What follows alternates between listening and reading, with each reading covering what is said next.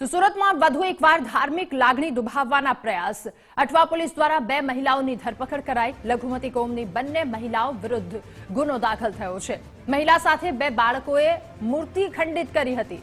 પોલીસની પ્રાથમિક તપાસમાં મહિલાઓનો કોઈ બદઇરાદો નહોતો।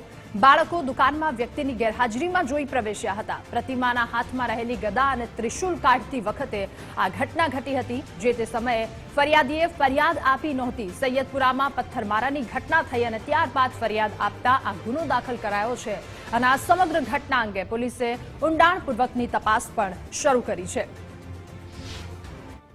સુરત શહેરમાં ધાર્મિક લાગણી દુભાવવાનો વધુ એક ગુનો સુરતના અઠવા પોલીસ મથકમાં નોંધાયો છે।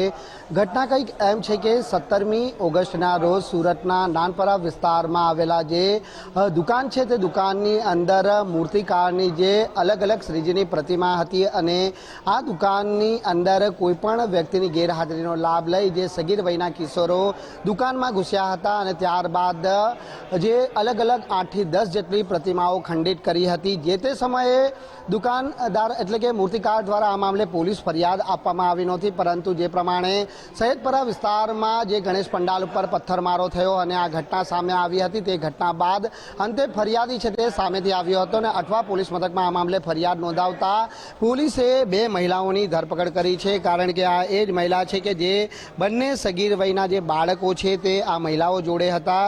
મહિલાઓ છે તે જે તે વિસ્તારમાંથી પસાર થઈ રહી હતી અને તે દરમિયાન જે પ્રતિમાઓ દુકાનમાં મૂકવામાં આવી હતી તે દુકાનની અંદર બંને સગીર વયના જે બાળકો છે તે જઈ પહોંચ્યા હતા અને જે પ્રતિમાઓના ઉપર રહેલી ગદા અને ત્રિશુલ છે તે કાઢવાનો પ્રયાસ કરતા અંતે પ્રતિમાઓ ખંડિત થઈ હતી।